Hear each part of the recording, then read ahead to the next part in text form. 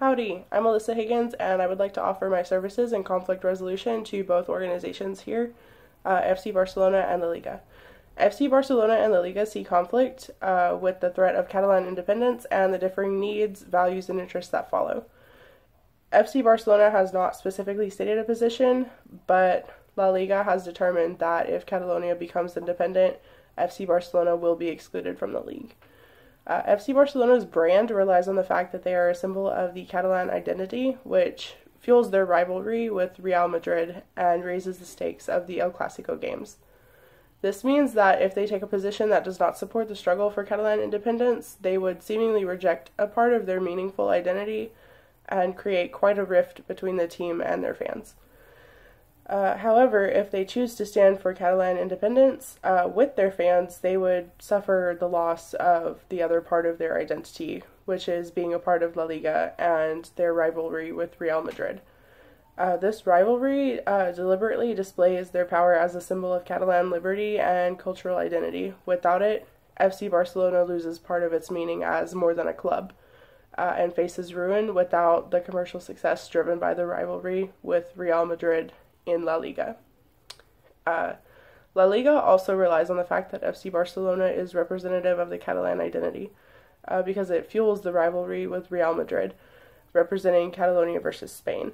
This means that if FC Barcelona was to support Catalan independence, they face the potential of losing that rivalry and the commercial success and support of fans that comes with it.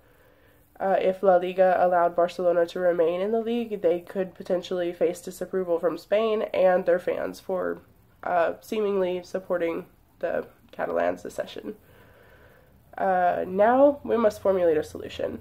Since the positions have been stated and details given, we must then identify the underlying interest that both teams have in common in this situation. An important mutual underlying interest here stems from commercial success. If FC Barcelona was to support Catalan secession and be forced out of La Liga, both organizations would suffer. Both stand to lose their economic well-being, a sense of belonging, control, and recognition from fans that's tied to the commercial success of FC Barcelona's involvement in the league. We could then try some communication techniques and skills that begin to resolve conflict.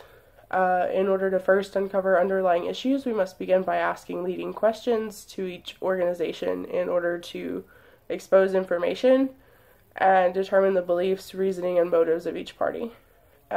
Questions like, why do you want to remain in the league, and why can't FC Barcelona play in La Liga after Catalan secession, would be suitable for exposing belief, reasoning, or motives of each party. The second part includes active listening, and in order to find an underlying issue or interest that they are trying to hide. We'll have to be sure to avoid incorrect assumptions and rapid thoughts, as they can distract us from listening to each other effectively. This is extremely powerful since it has the potential to reveal any misunderstandings between La Liga and FC Barcelona. I would recommend the discussion type of verbal communication in this instance because we have a problem to solve among two organizations that need to have a functioning relationship, which is also better facilitated with a formal exchange. During this discussion, we should not ignore the nonverbal and vocal elements among the members of each organization, especially tone of voice, since they are responsible for how we inflict meaning.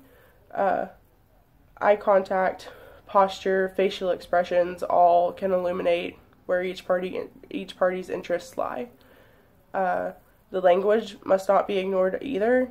Listening for certain words like need or want can be indicators of interest. As a conflict resolution specialist, I would be offering my services with assisted negotiation, which can improve the power and effectiveness of negotiation.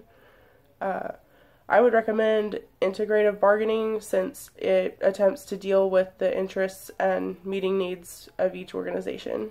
It is the most useful with ongoing relationships and focuses on commonalities, much like what would be necessary for La Liga and FC Barcelona because of the nature of their relationship.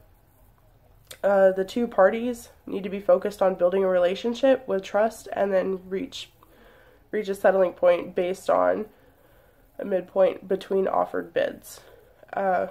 We do have to keep in mind that there are always ways to help both parties benefit, and an integrative tactic that is useful in figuring out pros and cons. The pros that best develop a trusting relationship are the most important, since La Liga and FC Barcelona may have to continue their relationship. Some barriers we might face in conflict resolution might include a my way or the highway situation from La Liga, because they are a national organization and may not want to concede to a single team that represents a form of opposition to Spain. Or maybe the my opinion won't be heard barrier, which can be rectified with an enforceable and weighted agreement, like a contract or a legal document that ensures FC Barcelona may remain in the league. For example, hot buttons or things that make you angry, as well as how well that anger is identified, are significant aspects of our personalities, and the recognition of which can help us remain calm and are critical to de-escalation. These need to be managed and resolved in resolving conflict, and may be a concern because difficult decisions between the team and the league will be made. We could probably benefit from using the reframing tactic because it can clear up misunderstandings and build some much needed rapport between La Liga and FC Barcelona. Thanks, and Gigam.